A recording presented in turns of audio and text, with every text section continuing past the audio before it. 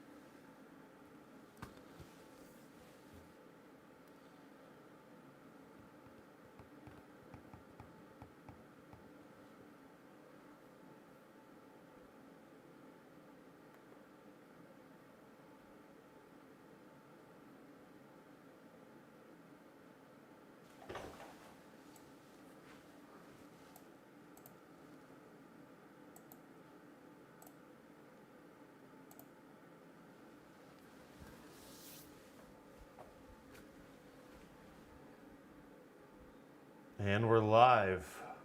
Welcome to Mo and Joe. How are y'all doing today? Happy Sunday.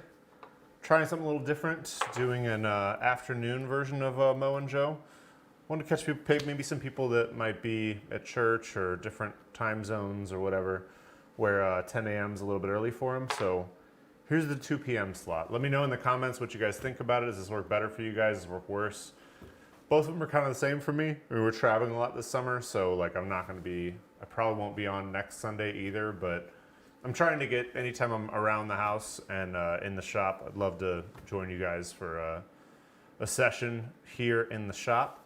We'll wait just a little bit to get into the meat and potatoes of the episode of milling some lumber. I wanted to kind of go through some of the basics and some of the thoughts around, you know, milling something from rough stock to like a final dimension. I picked this up from ideas that I got from a poll I put on my community page, so make sure you're checking out the community page. A lot of times I'll ask for feedback on what you guys want to see in future episodes or, you know, ideas for future projects. I like to just get inspired in general by the community. Looks like there's only one person here so far, but if you want to check in and let me know what it looks like and sounds like, make sure my audio and video are good. I'm just going to go check the framing real quick. Still a one-man show here as far as camera, so please bear with me just a bit.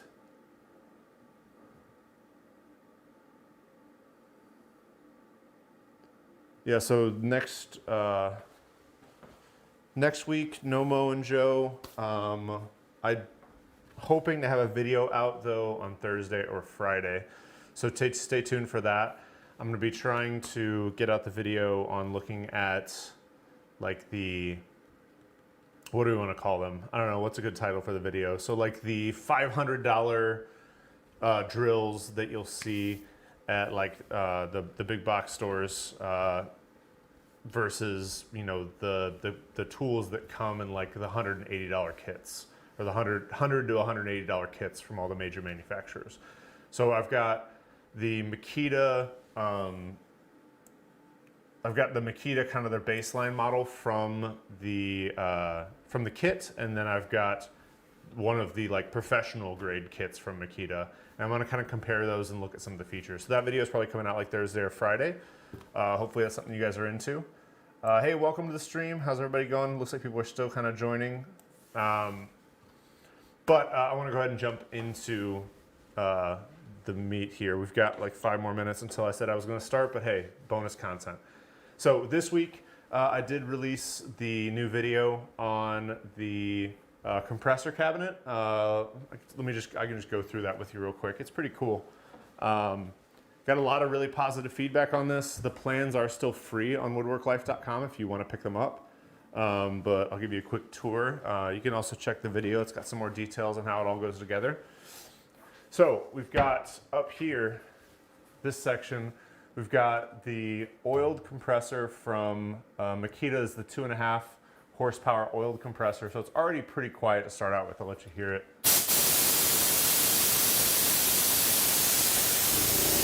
So you can hear it's already pretty quiet with the without the door shut, but if I shut it, it becomes like almost silent in here. Now if I was gonna use like heavy duty cycles, so if like I was using this for spraying paint, or if I was using this for like air sanders, I probably wouldn't want to put it in this, but since I'm just using it for the occasional blow off and my air tools, I just do it that. I just put it in there so it'd be nice and quiet. I also put this accessory drawer here, which I had all these little parts organizers from some Husky tool organizers that I got a while ago. So I built the cabinet around these so it fits 6 rows of these little tool organizers I use to keep like nails and whatnot in. So it's all right there at hand.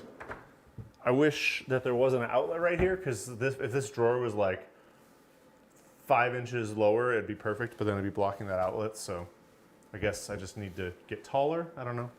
And then I've got the all my storage for all my nailers down here. What I did with these nailers is I did some partial walls to block out the back, just so that the nailers would have something to lean against.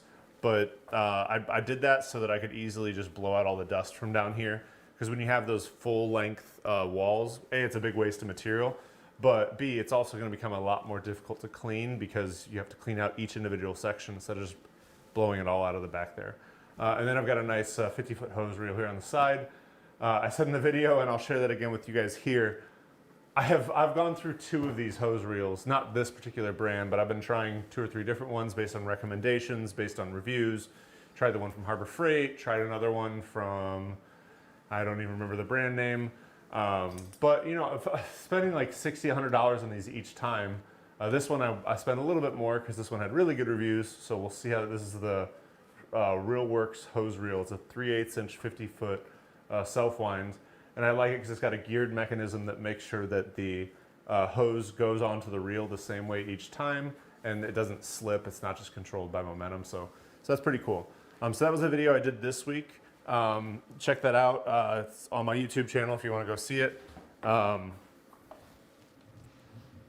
really like the way it turned out. I did have a huge corruption of files that happened, so I had to make up some clips as I went, and that was not ideal, but worked out fine. I do have my computer over here. I'm not sure if you can see it in the frame, but if any of you guys drop a comment, I'll be able to see it. So feel free. I like to try to make these as interactive as I can.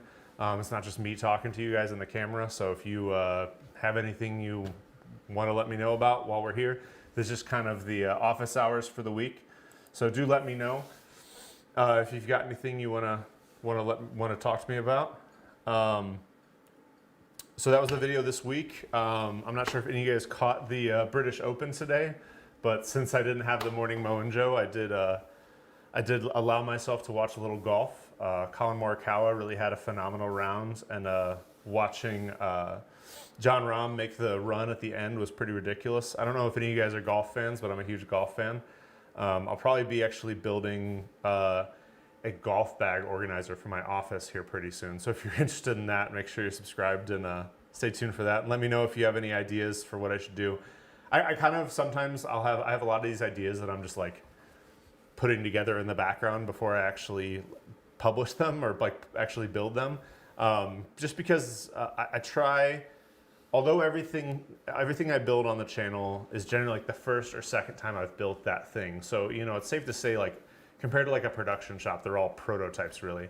But I try to make sure it's at least like a fully fleshed out idea. Like I don't have any more questions, or there's not like any more like design concepts or like, you know, engineering challenges that I just, you know, said good enough and went forward with. So I try to have everything fully fleshed out. That way the plan, and I only make plans for projects for sure that are at least that far. So any of the plans that you see out there are fully fleshed out, fully thought out ideas. Other upcoming projects other than the golf bag. So I've got a fun idea for the 100,000 subscriber special. I'm like several months late for it. I'm almost at 110,000 now, but I've got a fun idea I'm gonna be doing for my 100,000 subscriber special, and that's gonna be hopefully coming with a little bit of a giveaway that I'll put together here pretty soon. So make sure you're following me on Instagram and Twitter as well, because I'll be announcing some details around that ahead of time. But yeah, 100,000 special. There's going to be a little bit of there's kind of a secret. It's not really that secret, but I don't know if I want to share all the details about it yet. But there's going to be a pretty big shop upgrade coming pretty soon, so stay tuned for that. And then there's also so many secrets. I'm normally not like this, but there's a secret collaboration project that I'm working on, putting the final polishes on for a pretty cool collaboration that I'm going to be doing here pretty soon. And I really wish I could tell you more about what all is going on, but a lot of cool stuff for the channel this year. Getting Mo and Joe spun back up and just like putting out a lot more content has me really motivated. I've got nice full tank of gas now, which is good. I was kind of, last year really had me running at half a tank most of the year, so I'm happy to be, I'm getting my health I'm getting back in shape. Been running like at least 2 or 3 times a week. Been playing basketball again now that I get back together with the group of guys I was playing with. It's really just helping me to feel a lot better going into this year. So stay tuned for a lot more cool stuff. So we're at 2:01. So I said I would start the stream at 2, and hey, we're right into the meat of the content here at 2:01. So let me kind of go through the premise here. So buying rough lumber is really the way to go if you have a good hardwood dealer or have a good lumber yard that you can work with. I locally, one of the core channel sponsors is Buyers Lumber here in St. Louis. They're a local 4th generation family owned company that deals in really high quality like pine and cedar and poplar, a lot of your big construction materials. But then I also have a hardwood dealer. They're not a sponsor of the channel, but they might as well be with how good their prices are. But Lumber Logs I go to get like some of the, I don't even want to call them exotics, but like your domestic hardwoods. So this is like some sycamore, and I've got some white oak here. But when you go to a hardwood dealer, generally you're gonna have unprepared lumber. So it's rough, it's generally square, but if you were to actually check it with any of your equipment, I mean, like this is out of square, that's actually pretty flat. But generally, depending on the material type and the type of mill they use, you're gonna have varying levels of accuracy, but you're also not gonna have a smooth surface to take finishes, and you're not gonna have reference edges to be able to build cabinetry or furniture with. And you're definitely not gonna have smooth enough edges to build, to do any sort of panel joinery. So I'm going through kind of 3 basic preparations for wood here, maybe a 4th one possibly. So the 3 basic preparations for wood that you're gonna see today is just your basic, I have a board, it fits on all my tools, and what my procedure is for milling a piece that fits on all my tools. So I can take it through my joiner as is, I can take it to my planer as is, just kind of going through the order of operations for how I go about that. The second one is going to be, okay, I've got a piece that's a little wider than my tools, and it's got a nice pattern to it. I don't really want to break that up. I want to keep it as is and mill it as it stands. So I want to show you a couple different approaches to that. And then the 4th one is going to be, okay, I have an extra wide piece of lumber and it doesn't need to be perfectly referenced, but I need to get something usable. And this is going to be kind of a combination of hand tools and power tools. I could take you through the full like hand tool s4s, but we only have 40 minutes here. But you can also do a lot of these techniques with hand tools. You're just gonna have to put a lot more sweat equity into it. So let's go ahead and get started. We're going to start with the board with just your basic techniques. So this is just a board that's going to fit through all my tools, and I'm going to go straight through and tool it the way I would normally tool it.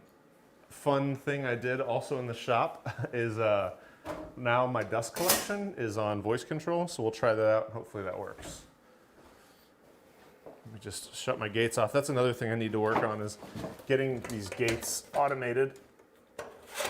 I'm not sure if you guys know me that well. I don't know how long you've been subscribed to the channel, but I'm big into technology as well as woodworking, so I tend to mix those things up a little bit.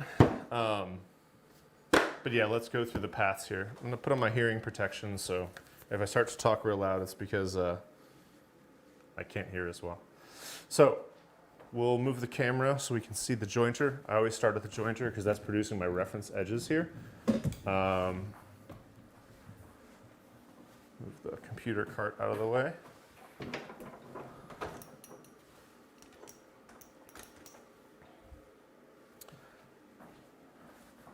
All right, so this is my jointer. Welcome as I make this video in real time. So I use a Laguna 8-inch jointer with a spiral head. This is a really nice jointer, I'm a big fan of it. Been using it for probably about 2 or 3 years now. With the jointer, this can be one of the most dangerous tools in the shop.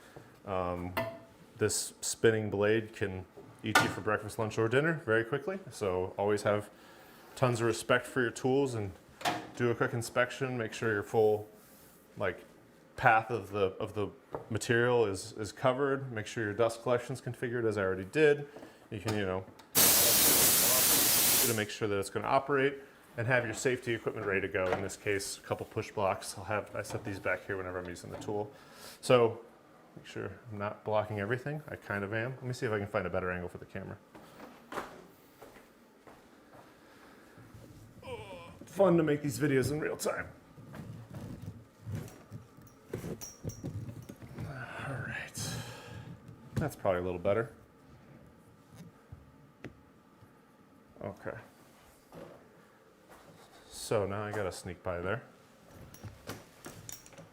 Pardonnez-moi, camera. All right, so now we've got kind of our workspace clean and ready to operate here. So I'll turn on my dust collector. Hey Google, turn on big dust collector. Hey, it worked. Awesome. Go ahead and start with the tool. And for me, I like to make the first pass on the widest side because that wide side is going to give you the most reference surface to get the other surface. Just pick either side. Generally, if you have a cup and a bow, you'll want to start on the cup side. So that the material is supported on both edges. And if you didn't have a spiral head, let's say you want to cut uphill. So the grain is going this direction, so you want to cut uphill. So if I'm going on my bow at both sides, I would go this way to cut uphill. That's going to give me the minimal tear out. So I'd go through.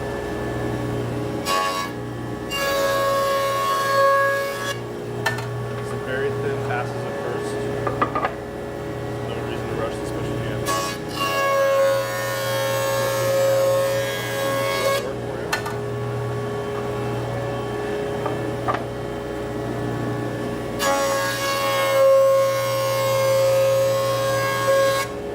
And it's just taking off like a 16th of an inch at a time. I'm working down perfectly flat.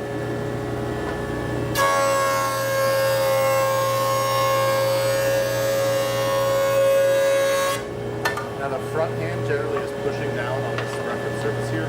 The second side of the planer or the jointer is your reference surface. This front side is just supports the material. I'm going to do one more pass. This right hand has light pressure.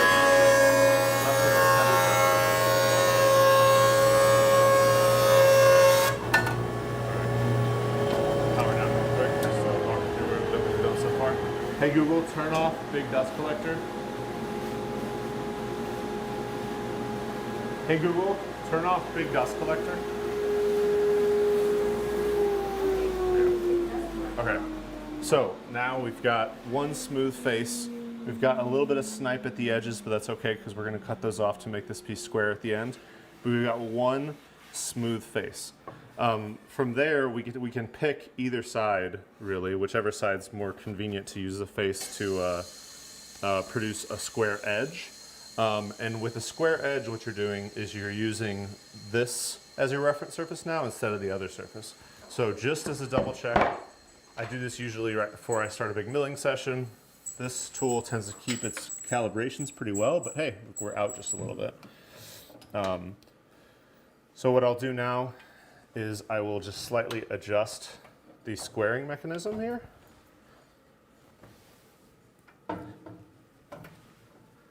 Which isn't the easiest, but it shouldn't be, because you don't want to accidentally knock it out of square. Okay, come on. Okay, there we go. So now we can adjust this through its ranges here. But we want to take it back to completely square, and honestly, the most important part to be square is this section right here. So we'll make sure that we're square to that table. We'll tighten it down. Double check a couple other spots. We're still good. Tighten that down. We just had a little bit of drift there. All right, so now we have our square reference surface, and I want to still maintain cutting uphill, so I'm going to go this way because the grain's running this way a little bit. So we'll go this side, and now we're just going to be pressing firmly against our reference fence here instead of the reference surface. So same deal, turn it back on. Hey Google, turn on big dust collector. And pressing against this fence. It might take off material unevenly. This is pretty square to start out with. But if it's taking off one edge or another, don't try to rush it. Just push against light downward pressure.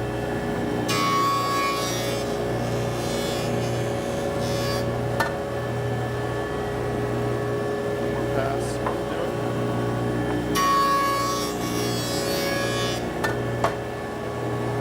Actually, looking for the sharp blades.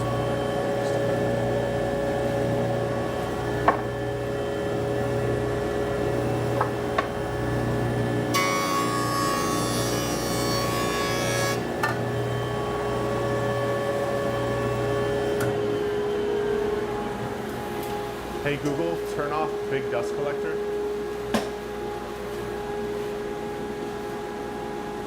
No.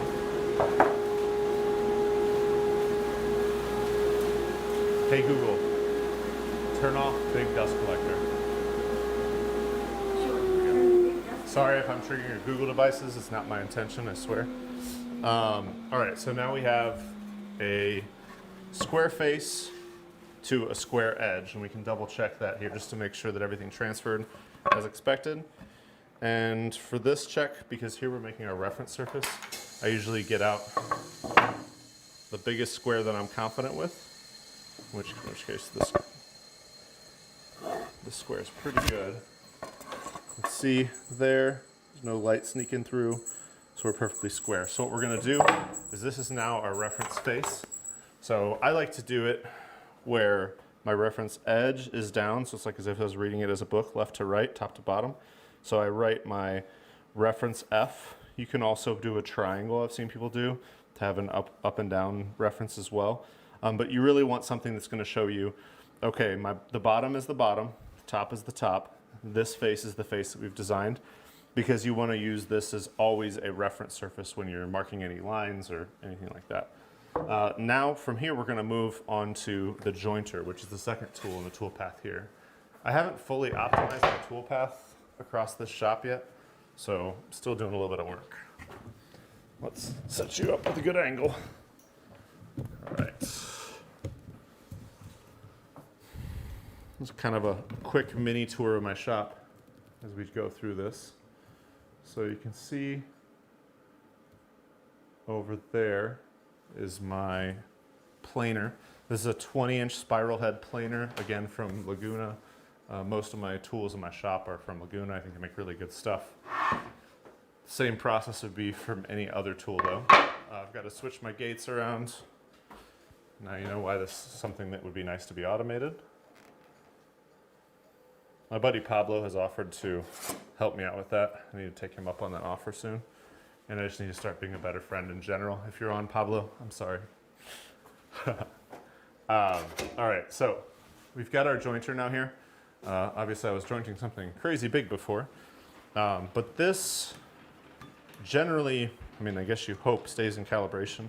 I would generally only calibrate my planer. I calibrate my jointer every time I use it, but I generally only calibrate my planer maybe like once every couple years, so it's probably about due.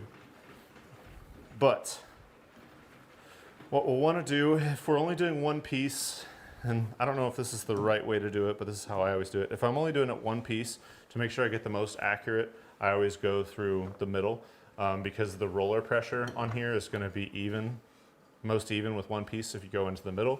If I'm going with multiple pieces, a lot of times that's when I'll use, like, I'll start on the left and work my way, but that's I guess whatever you want to do with that. But we're trying to now make a reference face. So with a planer, what it does is this is now my reference surface, and up underneath here it's got a roller that presses it down against this reference surface. And then it's got a set of blades that, similar to the jointer, will just scuff off this top layer of wood. So we're going to put this through here, hopefully like 1 or 2 passes, and it's going to make a face that's exactly parallel with our reference face. So we'll start that up. Hey Google, turn on big dust collector. Got it.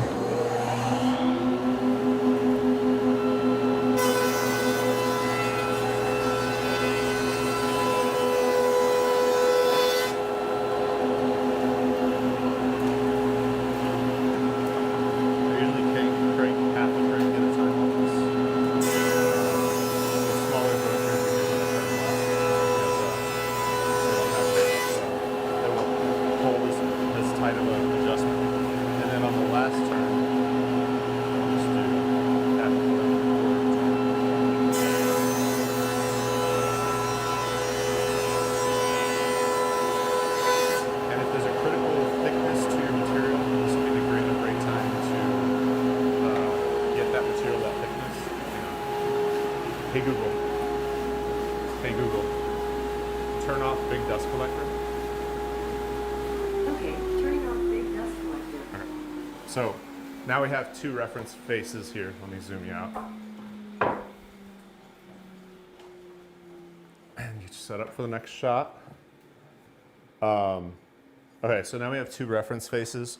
We have our primary face that we did at the jointer, and then we've got our primary edge because we know it's down on our F, on our cursive F, or down on our triangle. So we know this is our reference edge, this is our reference face. So we're going to try to address this 4th face here, 4th edge, 2nd edge, 4th face, which I always do last, which is ripping that secondary edge off. So sorry, I just skipped over a point. So if you're trying to get a critical thickness, you'll want to do that, the bulk of that at the jointer, unless you have enough material where you can try to salvage some.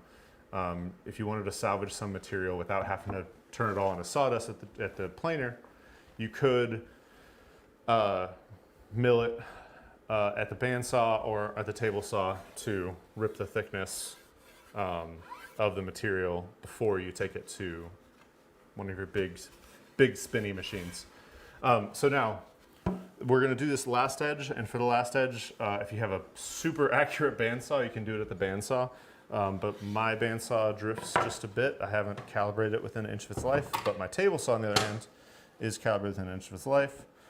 So this is my most accurate ripping tool. And I have a combo blade in it, so I can rip.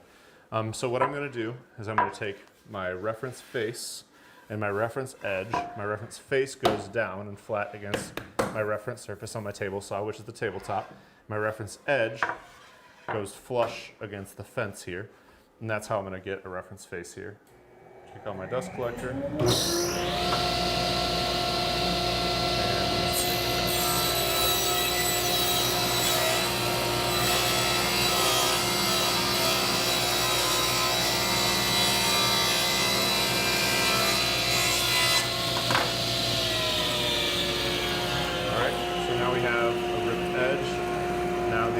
Piece is square on 4 sides, s4s, if I wanted to mill the material to get to square edges, I can reference off again. If you're going to cut the edges, this is where those faces come into play. Is that I know this is my reference face and this is my reference edge, so I'm going to use those to attain the squarest cut that I can. So I'll just use my miter sled here, or sorry, my miter gauge, and again.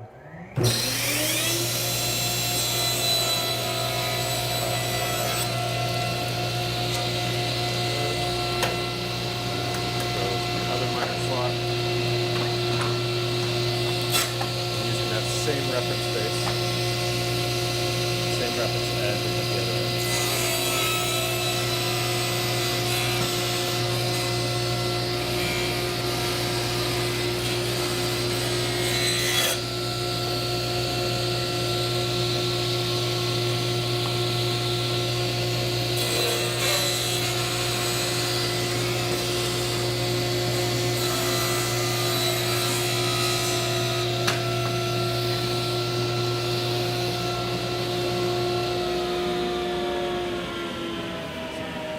Got a cracked blade guard here that keeps catching on everything.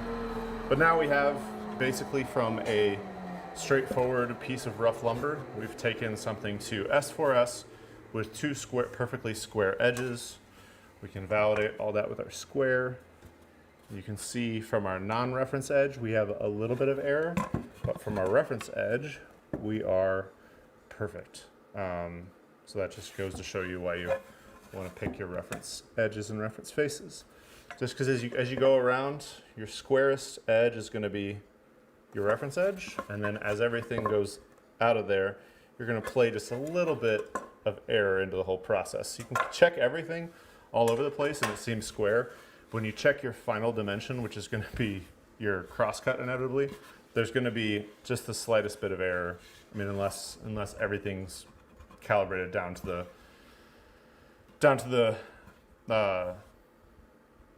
thousandth of an inch. But for furniture making, since wood does flex just a little bit, it's no big deal.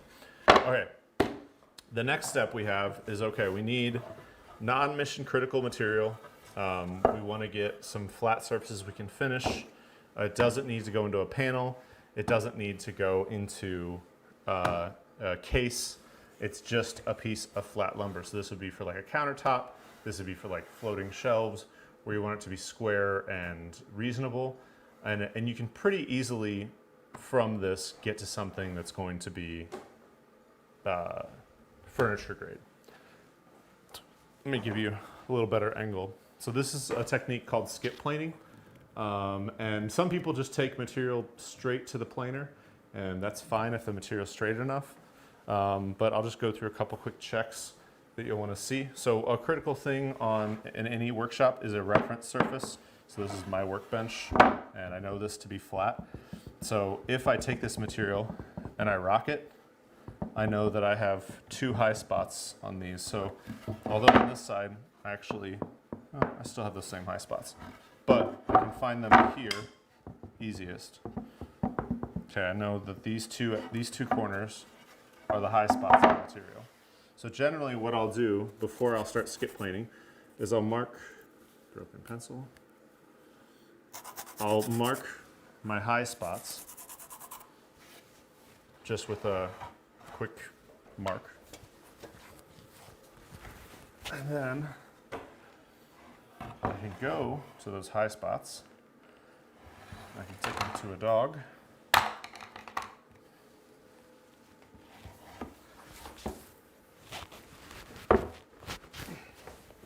Preferably a couple dogs. All right. So now I can go to my high spots and I can hit them with a plane here. And this is exactly what a jack plane's intended for, is just these roughing material type applications where there's some criticality to them. So at this point we're just trying to detect that high spot. And milling is a lot about reference faces. So in the case of your jack plane, your reference face is the sole of the plane. So we're just removing just a little bit of material from this corner, and then we'll flip it around And we've just the material in the opposite corner. And this is to enable us to have simple and slightly more accurate skip planing operation. So now we get the same material. We are still rocking a little bit. Now we are twisted, just a bit. Let's place the material. So remove just a little bit more material from the opposing corners. Now this board, likely, if you were using it for furniture, that's generally what you do in the milling phase. Also, you evaluate the lumber. So we actually have a splitting crack down here. It's splitting from the drying process. So we would want to also at this phase fill anything with epoxy or whatever filler you want to use before we move it into the end piece furniture. It's a lot easier to fill at this phase than it is going to be to fill once it's installed in the final piece. Probably should lock down my wheels before I start planing on this bench. All right. So that now you can see we have no rock. We're not catching on anything. So we're good to go. So this now we would use that face that we prepared slightly as our reference face to go straight to the joiner. I'll take you through that real quickly. If you guys can still see me. Hey Google, turn on big dust collector. So we'll mill one face. Take it straight to the joiner. This is not rocking. It's going to still be taking a parallel face, even though it's not taking a parallel face to a reference face.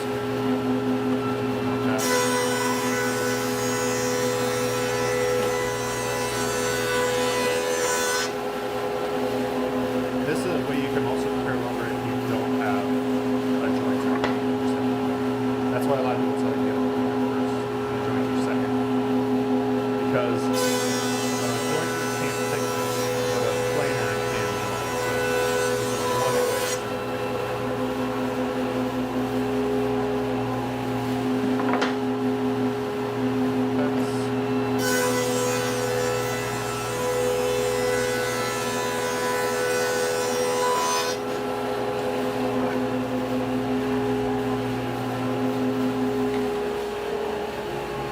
Hey Google, turn off big dust collector.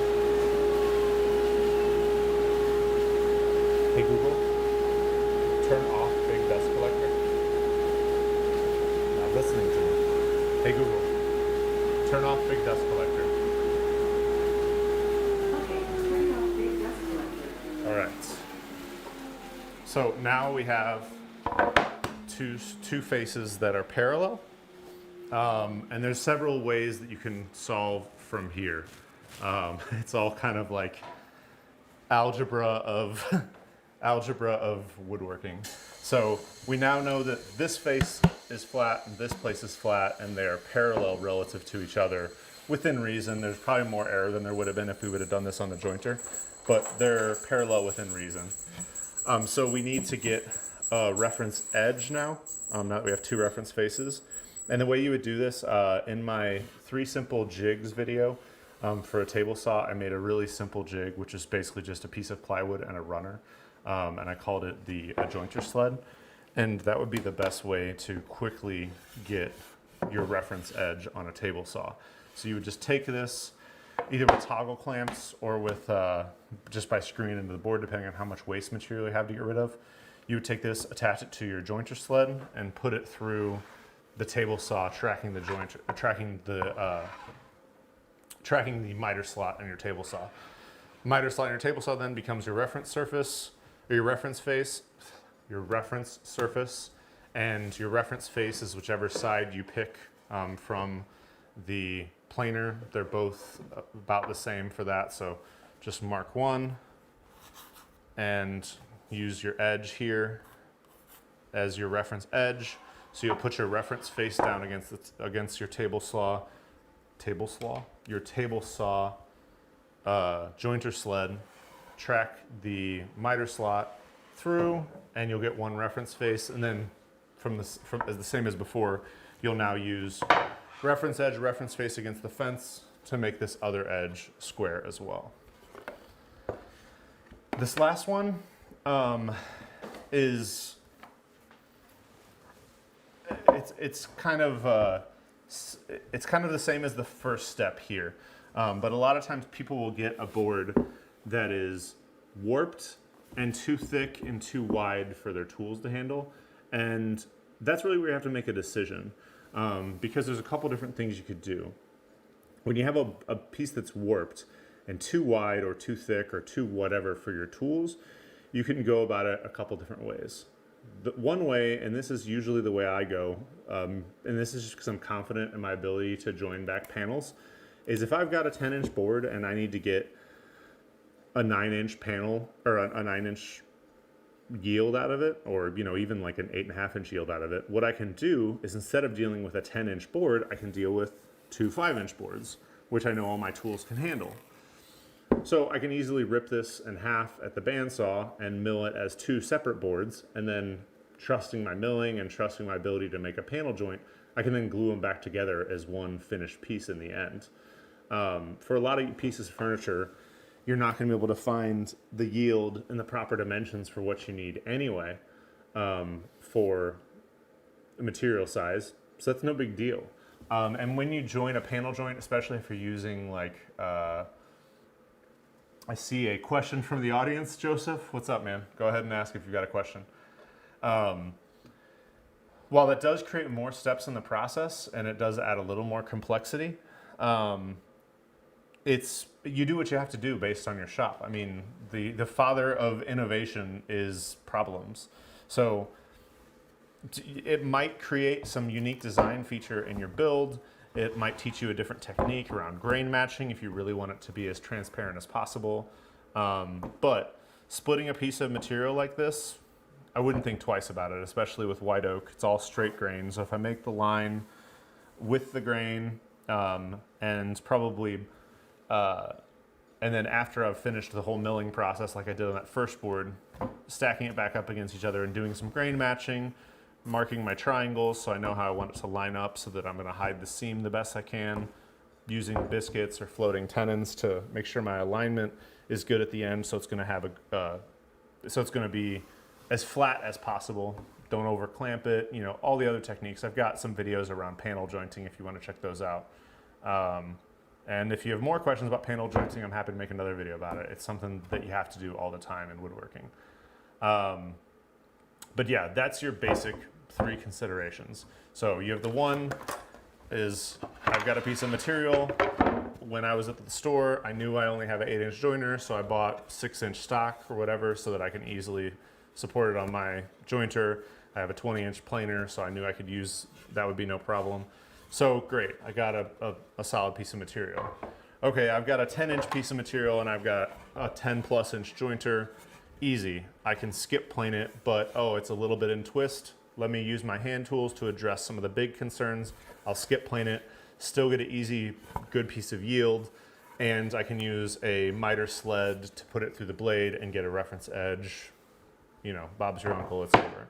Or, wow, this thing's huge, I really want to use this piece as one monolithic piece. Do I trust myself to cut it into 2 pieces and then mill it as 2 pieces and then join it back together as a cohesive panel? It's not that difficult. And again, it's going to depend a lot on the type of wood you're using. With white oak, with pine, with with mahogany, with a lot of your straight grain stuff, it's a no-brainer. If I had something swirlier or like a crotch piece or something that's got, more intricate grain patterns, that's where it's like, okay, well, maybe I don't want to deal with this piece with 2 5-inch pieces. Maybe I want to deal with one 6-inch piece and one 4-inch piece or something, so I can make my cut when breaking down the material in a place that's going to be easier to hide when I join the panel back together.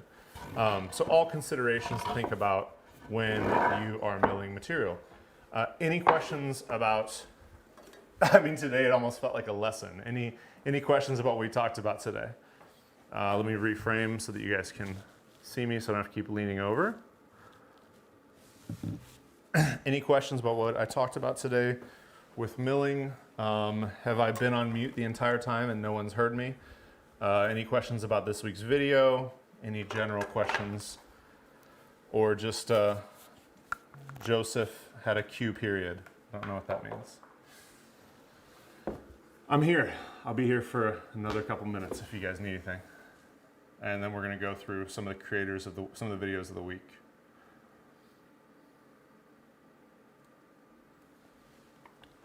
Anything?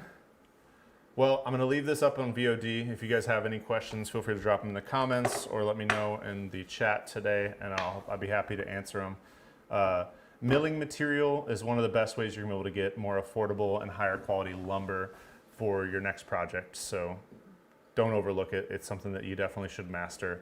Know how to set up all of your tools so that you can continue to get high quality results, and have lots of little squares, all kinds of places to use to validate your results. That's also really important. So moving on from there, I'm going to change my screens real quick, and we'll reframe one last time, I swear.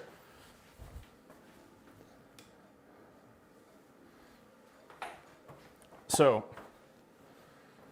videos of the week. I try to always do what I can to share the best stuff I've seen around the YouTube platform, both stuff that I think is going to help you guys out, but then also stuff that I think you might just find interesting.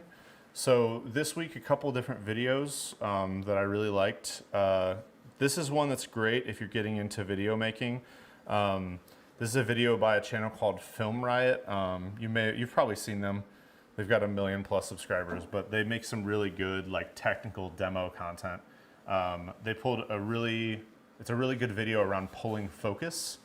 I like the title, The One Thing You Can't Get Wrong. I mean, you can fix color, you can do some fixes to exposure, you can do some corrections in audio, but if you miss the shot, the only way to miss a shot now with modern digital camera technology is to not have focus. So it's a good video, goes in depth around things to consider around focus, technology to use. Really, it would be really ironic if this shot was out of focus, but really, it's around how to get every shot. So really good video there. I've got the link in the description as always. Another great video this week was from MKBHD. How do YouTubers make money and other questions we have to answer is a really unique way to do Q&A around YouTube stuff. I love this entry shot where he has two of himself in his car. Although, Marquez, I'm very disappointed. You had yourself on a shotgun mic when you probably should have used a lavalier mic with all the road noise in the car. I'm sure he won't watch this video, but he's normally nails on audio. But check out this video. It's in the link down below, and it talks all about how to not just have a YouTube channel, but also how to make money as a YouTube channel, where a lot of the money comes from, around bias in reviews on YouTube and stuff. Marquez is one of the best tech YouTubers on the platform, so definitely check him out. The last one is from Tamar, who I've met and is just a real awesome person. 7 ways to get around not having a domino, which I think is really cool. One of the more difficult things in woodworking on YouTube is if I was running a business, I'd be using a domino 100% of the time for joinery. It's so fast. People generally won't pay the extra money when you're building a project to have dovetails or box joints or what have you. But a domino does everything strong, so where you can trust the quality, and quick, where it's going to cut time and thus increase your profitability as a business. So you'll notice that a lot of the woodworkers here on YouTube and a lot of the woodworkers that are making really high-end furniture use dominoes almost exclusively now. And that's because it just increases their bottom line, and who doesn't like that?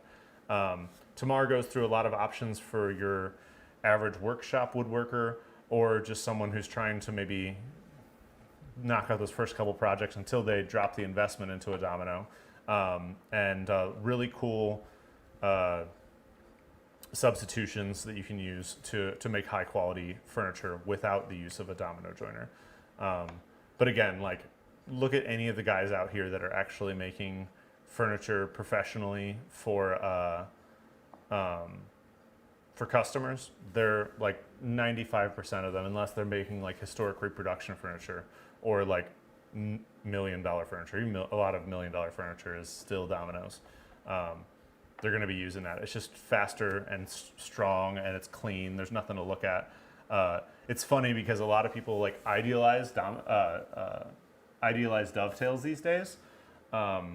But if you think about it, they actually used to make full blind dovetails in high-end furniture because the high-end clientele wasn't interested in seeing the joinery. They wanted clean furniture. So it's funny that we've kind of gone backwards from trying to hide our joinery as best as possible to now like perceived high-end furniture is made with visible joinery. I think the one exception to that is probably dovetailed drawers, because the dovetail drawer works better with dovetails than it would with dominoes. So now I'm gonna get into some questions. So I see Chip Estrada, where do you buy lumber? Generally, I buy lumber from wherever they have consistent selection and good pricing. By consistent selection, something that's straight, something that's got clear grain if it says it's going to have clear grain, something that's got high yield if it needs to be high yield for like construction lumber and things like that. So for construction lumber, I'll generally buy at Buyer's Lumber. That's where I get all my cedar, a lot of my pine, unless it's like non-critical pine. Between the big box stores, I'll generally go Home Depot. If I need to grab some quick like studs or something for like a smaller project. And then for hardwood, so some people like working with exotic hardwoods, Brazilian, whatever, Eastern European, whatever. Honestly, your state probably grows a lot of really pretty lumber. And there's usually some local hardwood dealers that are trying to process it and make some money off of it. So I would just scan Craigslist and try to find somebody that's starting a business as a lumber yard. In my case, I found a place called Lumber Logs here in St. Louis, and inevitably most medium to large size cities have something like this, where they will take trees that have been felled by tree companies, and they'll haul them back to a processing spot where they'll hold a bunch of logs, they'll mill those logs, then they'll have preferably some sort of kiln drying for those logs, so you can get high quality lumber out the other end. So Lumber Logs locally is where I go, but I would check, Facebook Marketplace, Craigslist, try to find somewhere locally that's distributing hardwoods that seem to be local. But most of the U.S. anyway, you can find good oak, good walnut, depending on which state you are and how far the emerald beetle's gotten, some decent ash. Sometimes you'll find some good elm. And then at some of these places, since they're just taking felled trees, you'll get some weird stuff, some sassafras and Kentucky coffee and all kinds of interesting stuff at those local lumber yards. So scour those sites, see if you can find something that is maybe, non-traditional. It might save you some money and might make for an interesting project. Great question though, Chip. Anybody else have any other questions? That was basically what I wanted to share with you guys on the stream today. It was a great prompt though. I think milling lumber is something that's often overlooked, and happy to go into some depth on it. Maybe it's time to revisit it in a full-length video. We'll see. I guess not a full-length video, but an edited video with all the better shots and whatnot. Any other questions? I see we still got a couple people on. Does anybody have any questions or want to say anything before we end today? I'll give it a couple more minutes. I can keep jabbering.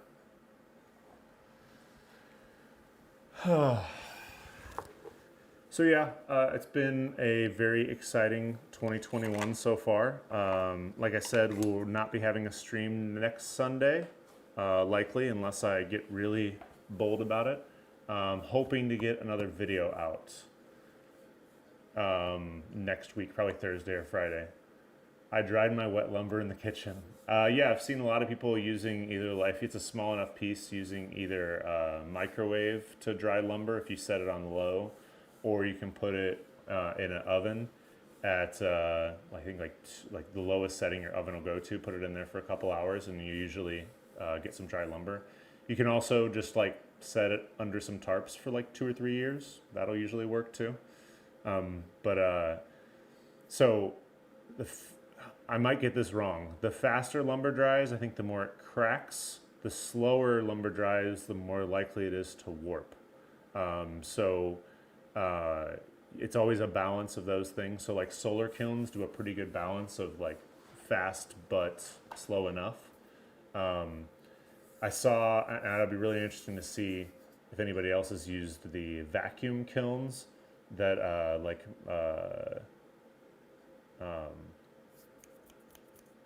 Matt, what's his name? But I'd really be interested to see what a vacuum kiln can do, because I think a vacuum kiln's kind of pulls the water out while it's heating, and then it's also in a really controlled environment where you can strap it down and weigh it down so that it's not going to deform as the water comes out. So that's another interesting thing. Man, I wish I had like a beer, like a cold glass of ice water right now. I already finished my coffee.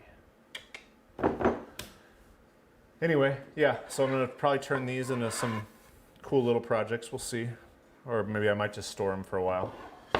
Any other questions before I go ahead and jump out of here? I've really had a lot of fun today, chatting with you guys and sharing with you some details around how I mill lumber. I'm going to get back to one of the other projects that didn't make the cut. I've been restoring my dolly trailer that I'm taking camping, that I use for pulling my car behind when I go from campsite to campsite, where they call it your toad. Getting all the rust off, giving it an undercoating, covering the skids with some truck liners so they've got a little more traction so I don't slip so much when I'm loading on and off the trailer, and then putting some new ratchet straps, just the whole thing, just giving it a whole overall once over. Any other questions? I'm about to end here.